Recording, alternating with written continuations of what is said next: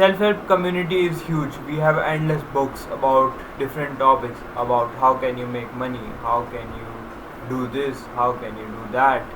And if you want to be rich and successful, one thing is for sure: if you read all those books and apply just 1% or 2% of it and start moving, you would get results. That's sure. So, where do you start? You have so many books. You have Think and Grow Rich, you have Rich Dad Poor Dad, and you just don't know where to start. And I would give you an advice. This book right here, Can't Hurt Me by David Goggins. This book really changed my life. You talk about all these books, and all these books talk about this intellectualism, like philosophy, like thinking, but no result is actually done. That's for sure. Like, you talk about you're going to make money, but you forget about it. The next few minutes, you start chasing pleasure, you start chasing instant gratification. In this information age we have today, we talk about things in a way like we want everything quick and easy. And the basic Spartan mindset that this guy has, like, I don't think he has spent time reading Spartan books, like the mindset of a Spartan, but he embodies that mindset. And you don't need to read and theorize on a subject to be exceptionally great at it. You have to just start honing in the mindset and embody it in your life, and that's how you become great. Like, if you read a successful person, what instantly happens is that you start associating with those feelings, you start thinking, and you start calling yourself a successful person. What success is really about is that if you could go in these states for years, for decades, where you don't need another person to generate noble thoughts. Those thoughts are generated in your own mind.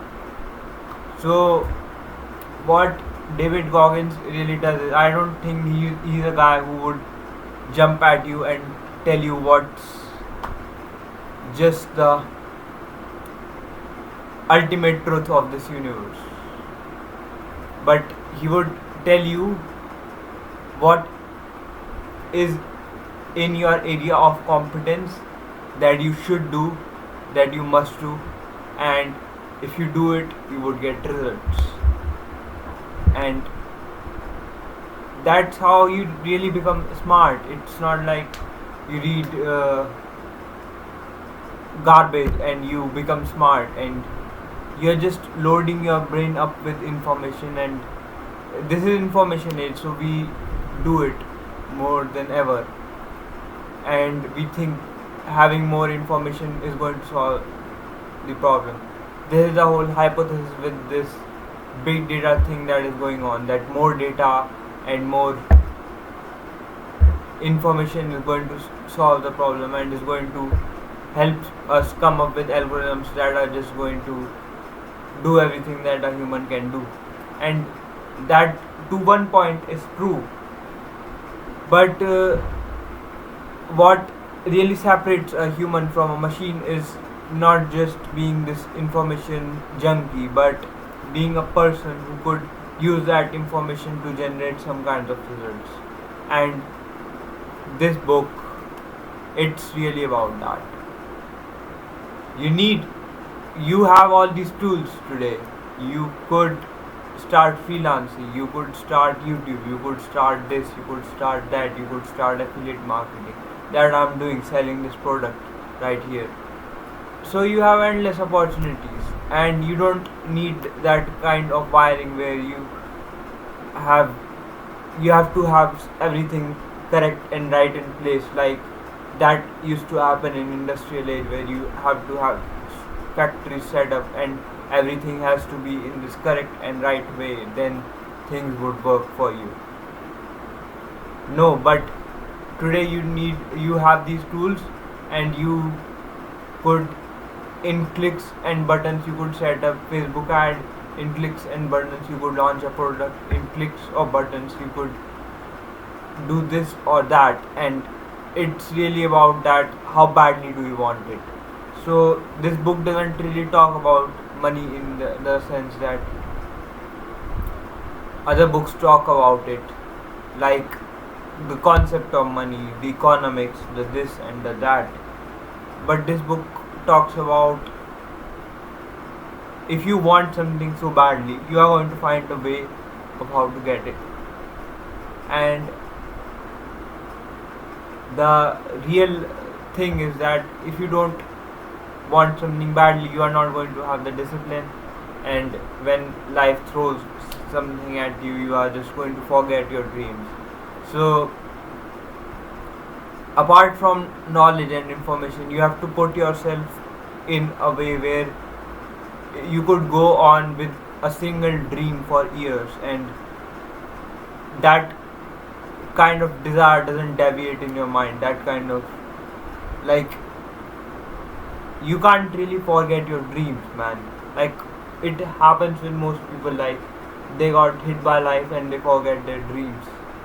So yeah, most people start off with this idealistic form where they just think that if they have the information of how things work, they are going to be the people who make those things work.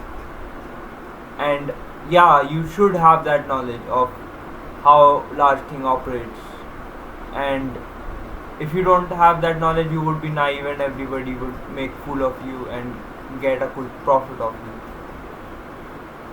What you need is instead this ability to face the reality as it is, face the facts as it is, not assumptions but facts. And those are really the men who achieve their results. That once you start in your journey of achieving your goals, there are going to be these hard realities that you have to face on a day-to-day basis, and then you would get immune to those challenges, and then you would get more challenges. That's how it happens in strength training. That's how it happens in, like, engineering applications where you build stuff. So you create something and that doesn't work. What do? Do you blame other people, or you start again at scratch and working at the fundamentals? So you might say he's a marathon runner, and why I don't want to be a marathon runner, so why do I study about him? Well, you won't be a marathon runner, but life is a fucking marathon.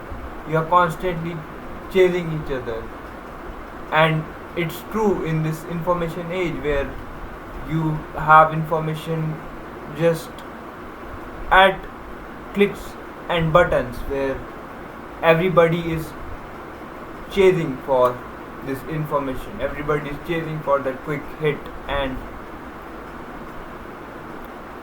you're not going to get it. And that's the reality of your mind, if you understand it. So you face the external reality, but at the end you have to be a person who says to himself that I really wanted it and I gave it my 100%. And I think David Goggins is that person. Maybe he seems like this tough person who just doesn't relaxes, but I think whenever he gets time to relax, he says that I did good, man, and I really appreciate what I did.